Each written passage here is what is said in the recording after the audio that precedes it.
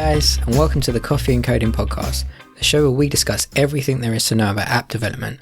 I'm your host Rob J, and in today's episode, we speak to longtime app developer David Cruz about switching from web to app development, building apps for Android and Apple TV, and creating online coding courses.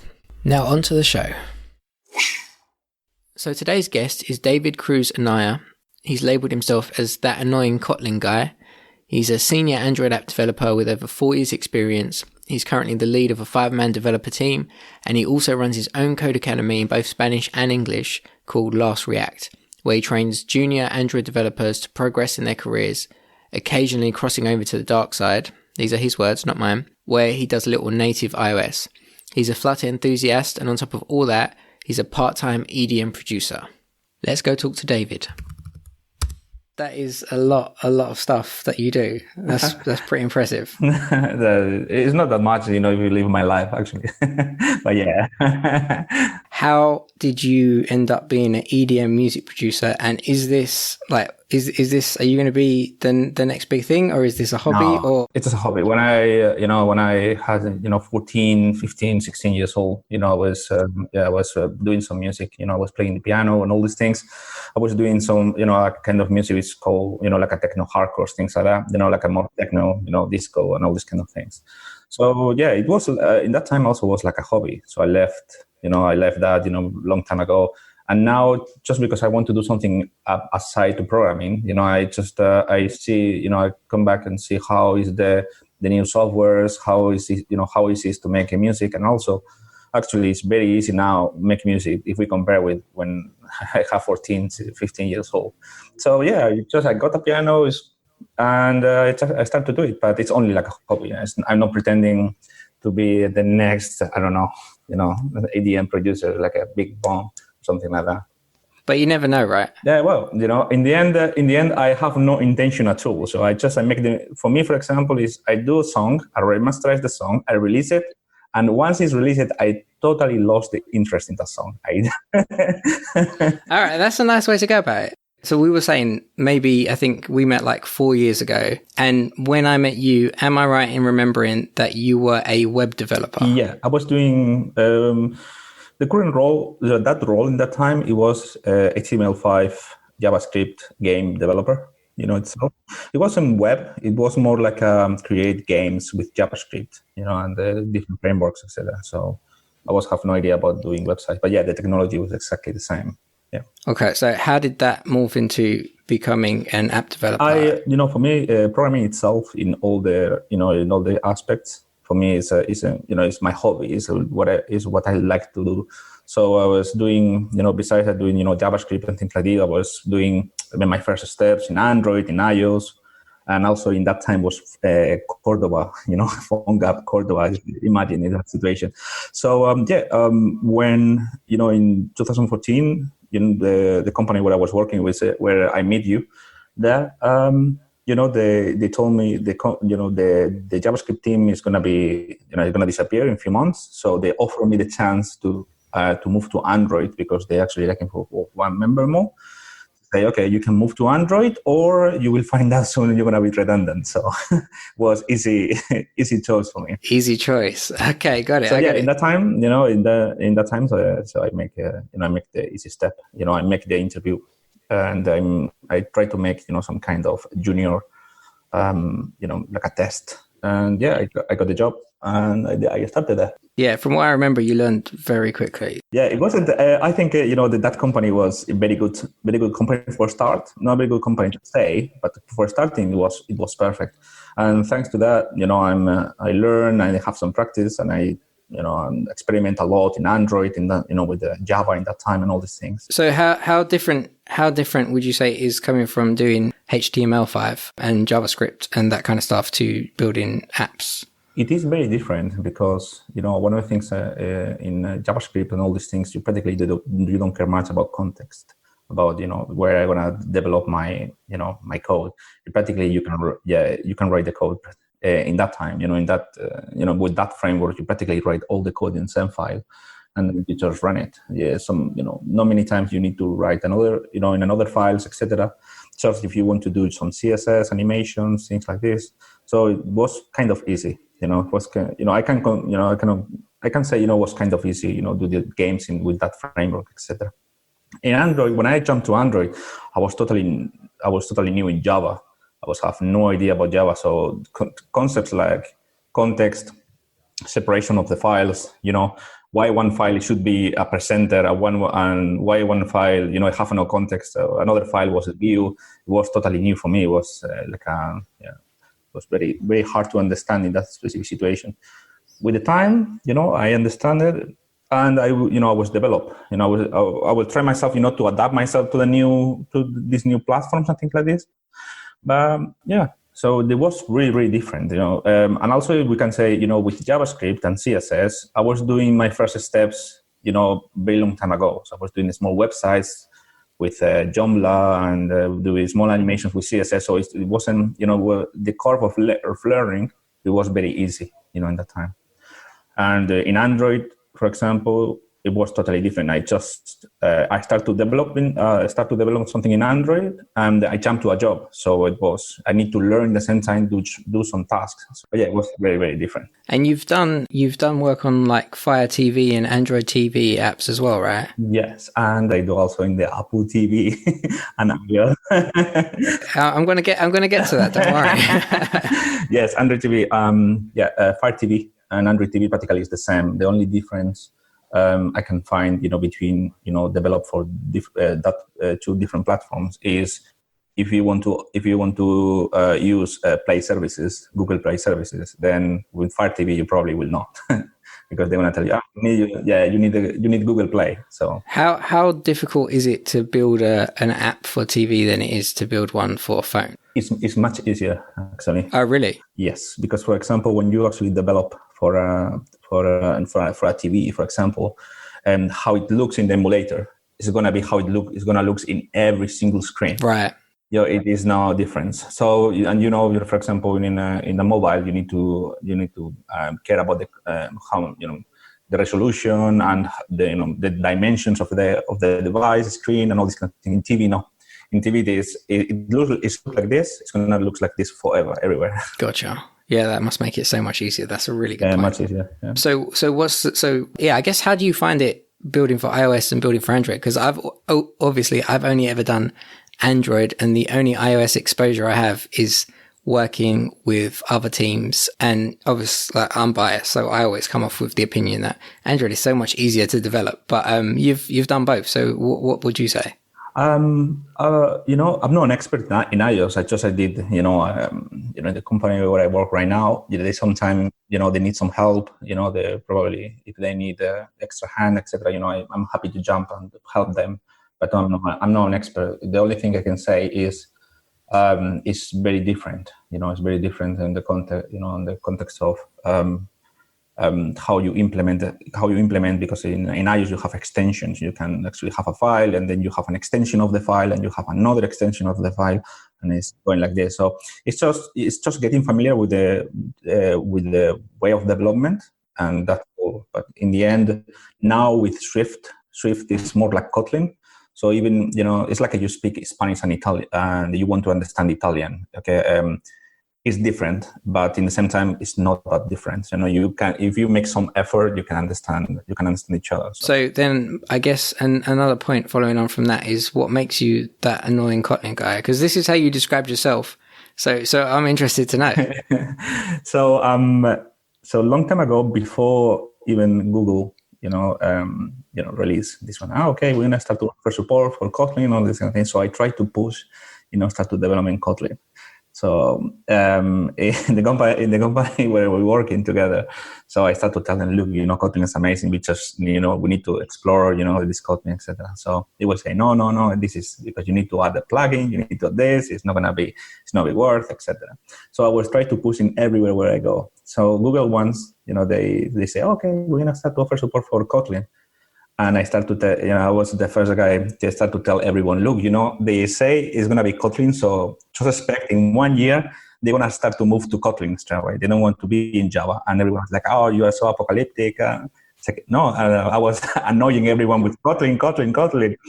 And now it's like, and now everything is Kotlin. And I told them, now what? So it's not so much that you're the annoying Kotlin guy. It's just that you were the first person to the party. I'm like the Kotlin prophet. We can call it that way. Okay. I got it. I like that. No, just kidding. So yeah, and also for me, I think it's because I start to adopt Swift from the very early stages, and Kotlin is more like. So I was just, for me it was very, the learning curve for learning Kotlin, it was much easier. So the thing is, if you know Swift, then it's not like Swift, Kotlin, but it's more like, so you can actually cross-platform very easy, between both. So would you say that goes both ways? If you know Kotlin, you've got a good chance of learning Swift? Yeah, you have a good chance of learning Swift. It's working in both ways. If it's the learning, the curve of learning is it's not that much. The only thing is you need to adapt to the what's the layout in iOS and all these kind of things. Like view controllers and things like that. So once you understand, the differences, once you know how to do in iOS and how to do it in Android, then it's kind of easy. And also there is a website which is called Swift is like Kotlin or something like this, where they actually explain to you what is the difference between the both platforms. So this is let, this is a constant, and this is how it's in Swift. And actually the difference is not that much. Just like syntax, right? Different naming and stuff. Yeah. I was saying, there is and also Kotlin right now. JetBrains. I think they started something called multi-platform, something like this, like a Kotlin native. So so practically with Kotlin you can actually make iOS also. It's not a stable version anyway, but it looks like it's going to be in the future. So it's something to consider. All right, so I want to move on to talking about your courses, because I was looking at your LinkedIn and you've done some Udemy stuff. I know you're doing Last React now, and I've seen you posting pictures and videos on Instagram of you recording videos. So what made you decide to do that? One of the things I see lacking in this, in the learning services, we can call it the way, and in academies, is in all the academies, they say, oh, we're gonna train you for 0 to hero, in Android. And that's perfectly fine, if you just started, but at some point you are not just starting, you are just interested in one specific topic, in one specific feature. And this is one of the things I don't see that often. So for example, in my situation, let's think, for example, I want to learn Dagger, but I don't want to learn Dagger how to use Dagger. I want to understand what is Dagger, and I want to know why I should use Dagger and what is everything it can offer me, and that is a specific thing. So for me, it's like I would love to find this kind of courses just for that specific topic. Unit test. Okay, you want the unit test in JUnit, perfect. So explain to me what it's an before, and explain to me what it's an after, and how I need to approach all the unit testing, or how I can approach, different scenarios of testing. So this is one of the things I like. Normally, courses, you can find, online courses, they explain to you a few things, and that's it. And that's perfectly fine, if you want to just, if you want to put in your CV, like, okay, I know the unit, yeah, but, sometimes, all these technologies, frameworks, libraries, etc., they have more to offer than just a small thing, like a very basics. I gotcha. So it's breaking down the smaller topics into more detail. Exactly. So I have the only course I have in Udemy, it's more for use butter knife in Kotlin itself. It's in Spanish anyway. But now it don't make too much sense, it's free and all these things. So, just leave it there for free. Everyone can take it. And the thing is, what I did is I go through all the documentation from top to bottom, and I start to explain, look, this is how you can do it without butter knife, and this is how you can do it in butter knife. But I go through all the documentation. So I explain all the documentation from top to bottom. So it's like, if you want to know butter knife, which is now is not making so much sense if you are not doing it in Java, but if you want to know butter knife, there is all about butter knife. There is nothing else can offer you. Butter knife is not in that course. So it's the A to Z of everything you can do with butter knife. Exactly. So everything butter knife can offer you is there, in Kotlin, Java. So question is, how do you put those courses together, and how do you, what's the recording process like for that? For me, recording process, first of all, I need to understand properly what I'm going to teach. This is for me is my first step. Okay, probably I can consider myself a Kotlin expert. We can call it that way because I got a certificate, etc. But I need to understand specifically what I'm gonna teach. So I write from top to bottom what is gonna be all the topics I'm gonna cover. Then I start to wrap. Depends if the topic is really small. Maybe I can wrap 2 topics together or things like this. And then I go and try to understand every topic. I try to understand every topic. I make the practice, and I make it. I make sure all my knowledge about that specific topic is solid. And after that, I start to explain to myself, and I try to make sense. How I gonna this one after. And I start writing down some kind of script about. I explain this way, and I send it to. Probably I will send it to one of my friends, or I will read it the next day and see if it makes sense, etc. And then on this one, I try to make some I call a very dirty recording. So I just recorded myself, without no cuts. Try to explain myself how is this one, and I start to recording, the screen and make the practices, all these kind of things. And later on, I'm gonna watch and see if actually makes sense what I'm saying, or if the script. The script I made, was correct, or if I left something, or I was a little bit nervous, etc. What's the timeline on, say, your average course from the time you start recording it? How long does that take to finish? Normally it takes to maybe depends of the topic. For example, the Kotlin one, it took me 2 weeks actually, to record it. More because it was the first time. What I did, and actually, I was doing practically without no script. I record a video. If it makes sense, the video will stay there, and if it's not make sense, I will drop it down and record it again, and all these kind of things. So, in the end, I watching some videos in YouTube, from different people who teach different topics. No need to be programming, and and I just release it. I see that videos itself, and I learn from them. So I see the potential of having a script.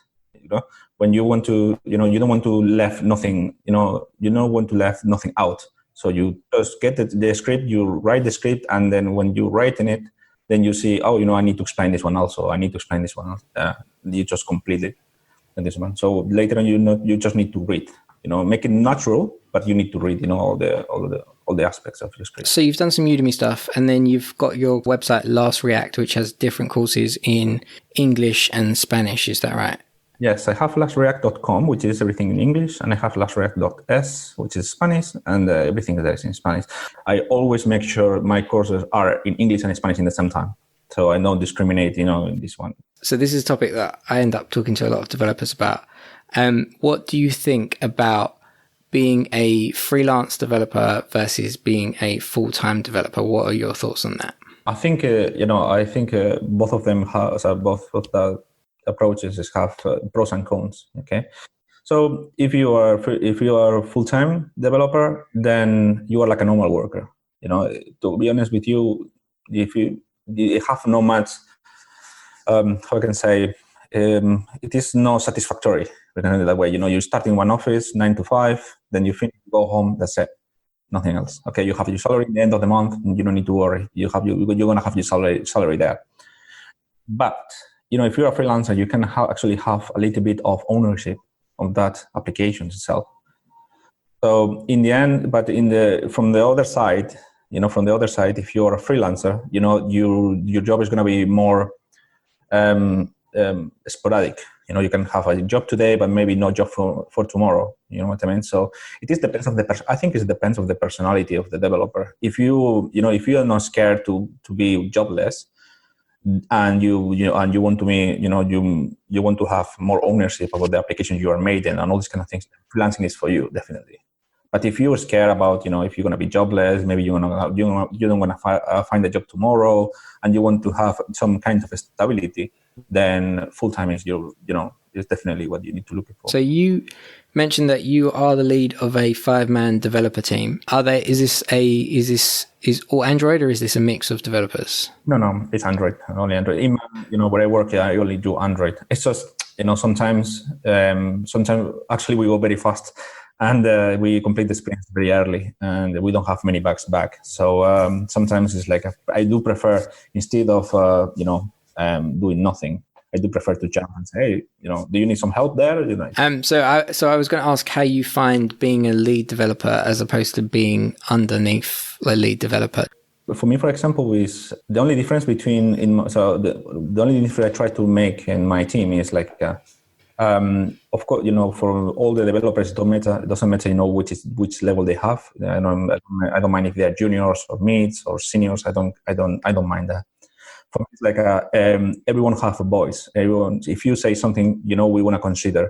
But in the end, if we have some disagreements, what I'm saying is what it's going to be. So this is not a democracy. This is a monarchy. You can have your president, etc. You can vote, you can do this, etc. But I'm king. So if something goes wrong, it is my neck. It's gonna chop off. So I'm always, I'm very lucky because with my team, because everyone is very efficient and very good developer. So depends of the different fields, different areas, but everyone is very, very nice. However, sometimes we disagree. We disagree on this, we disagree on that, etc. So when we disagree, I decide, okay, we're gonna go in this way, and there is no discussion about that. So far, we've established that you're the Kotlin prophet and you're also the king. Exactly. Yeah, exactly. Kotlin prophet. No, yeah, it's nothing. It's not. To be honest with you, it doesn't happen too often. It was happen, I think, a couple of times or 3 times when I need to decide, going one way or another way. But in the end, in the end, everyone have a voice. It's not like we're gonna do this one because I want to. No, it's because at the end of the disagreement, we don't gonna be days and days and days disagreement, and have discussions about this one. Now, in the end, at some point, you need to cut so we can carry on. Yeah, I agree. I think you have to hear everyone's opinions, and then if you can't come to a consensus, then you make the decision based on everything that you've heard. Yeah, that's a good way to go about it. So last couple of questions. What is the most interesting technology or library or anything recently that you've worked with or that you've come across? So you said, you saw Kotlin come in a long time before everyone else. So I guess, is there anything that you're using now or that you've used that you think is going to be the next big thing for whatever that happens to be?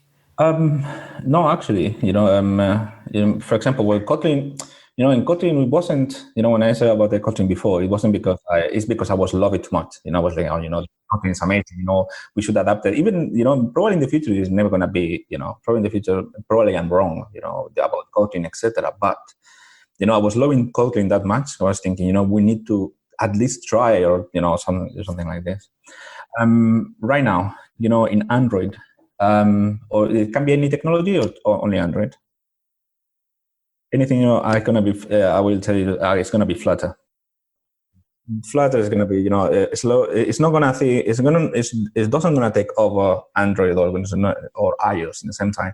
But the thing is, I'm doing for a year and a half now. Things in Flutter, and the thing is really easy, and the performance is just amazing. And you do for Android and you do it for iOS in the same time. And also, if you want to use native libraries, or you want to use native code, you can actually use it for both platforms. And I'm just impressed of how easy it is to develop applications with Flutter.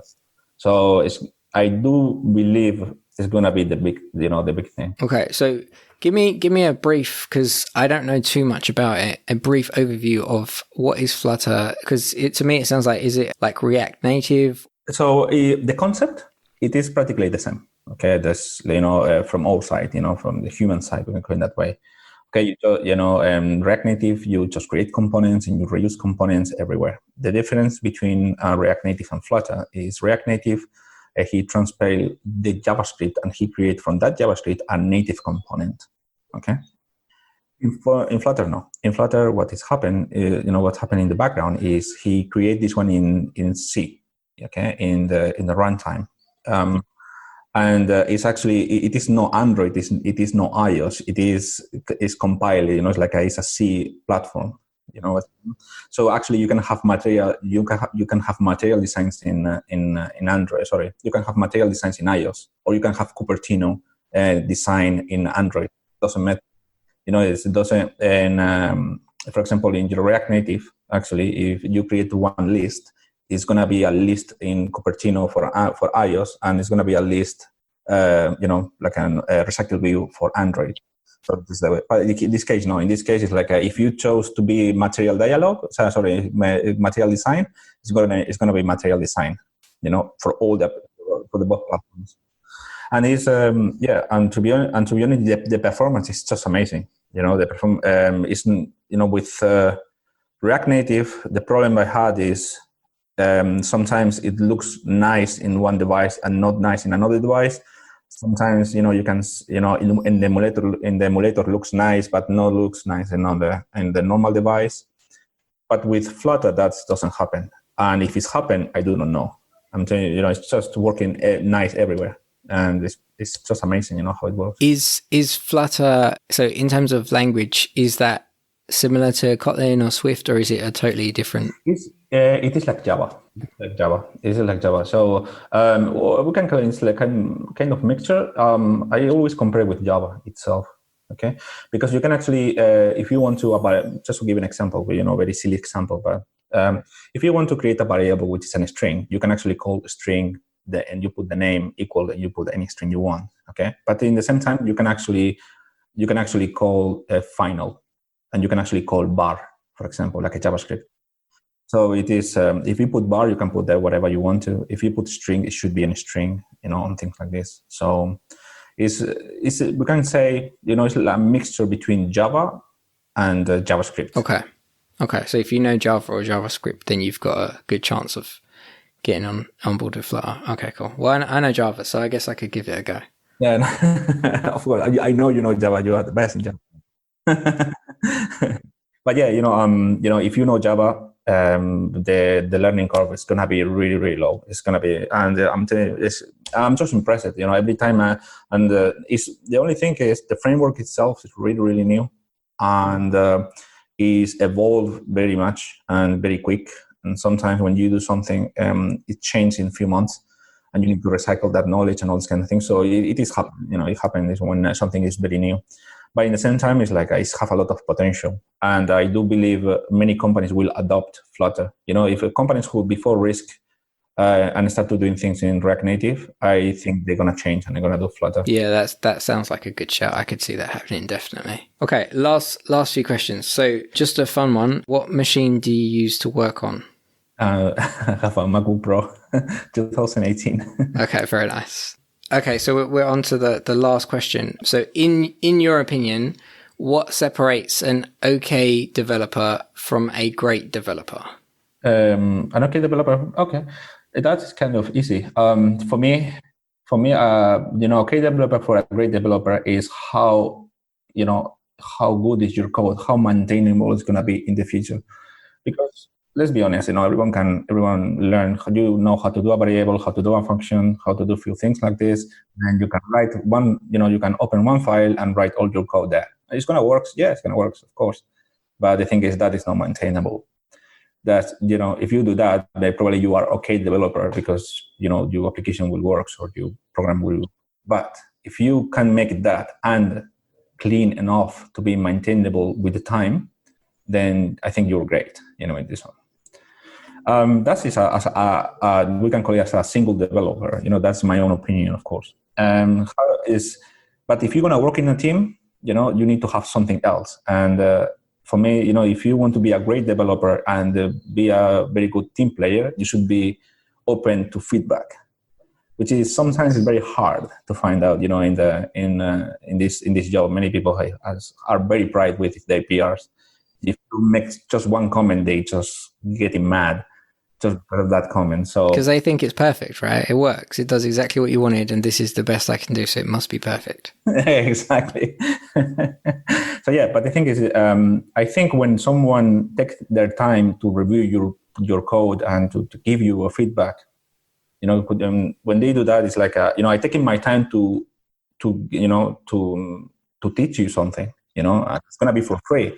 So maybe, if you just listen to me and this one, probably you will learn something else. That not means I'm always right and you're wrong. That means I have another point of view. Probably you will see why, and probably you will learn from that. It's just a small thing like this. If you want to be a great developer, and you want to be a very good team player, you need to make your code, clean and maintainable with the time. And, you need to be welcome to feedback. If you have these two things, I think any company will hire you for any job. Definitely. That's a really good answer to that question. So the last question is, are there any projects that you're currently working on, and where would you like people to be able to find you? Oh, okay. Projects. To be honest, I spend all my time, recording videos, from my next course. I'm doing now a course about how to use Dagger, RxJava, and retrofit all together. I know it's sometimes probably it's not very advanced, but I try to make, as I told you before about Butterknife, I try to go through all the documentation and make it comprehensive as possible. So and also, add unit tests and all this kind of thing, how you can actually use mock server to mock, different responses, all this kind of thing. So this is the project I'm working on right now. And if someone want to find me, and I have my website, which is davidcruz.co.uk. That is my personal one, for any kind of business, contacting and all this kind of thing is going to contact there. And for my academy is laxreact.com for English and laxreact.es for Spanish. So that's pretty much everything. And for my music, as we say before, Spotify. Okay, brilliant. Spotify or whatever, any streaming service is there. And we just search for your name. Exactly. The name is the two first letters of my name and surname. It's DACRAN. And Dakran. Yeah, and they can actually find the music there, but they do not expect to find, the best song in your life. It's not. It'll be very interesting to see how many people click through to your website as opposed to how many people want to listen to the music. That would be amazing, and if they put the music in loop, that's more amazing. A big thank you to today's guest, David Cruz Anaya. You can find him and follow him on Instagram at DACRAN. Not sure how you're supposed to say that. Dakran. As always, you'll find the show notes as well as links to everything we talked about in today's episode at robj.me/coffeeandcoding. If you like the show, you can subscribe on Apple Podcasts, Spotify, Stitcher, or wherever you listen to podcasts. Personally, I use Pocket Casts, so shout out to them. And if you really like the show, please do leave us a 5-star review. It helps others find the show just like an app. The higher the rating, the more visible it becomes. And it makes us feel good. Finally, if you'd like to follow me online, you can find me everywhere at lowcarprob, or you can find me online at robj.me. And that's all from me. Thanks for listening, and I hope to catch you next week on the Coffee and Coding podcast.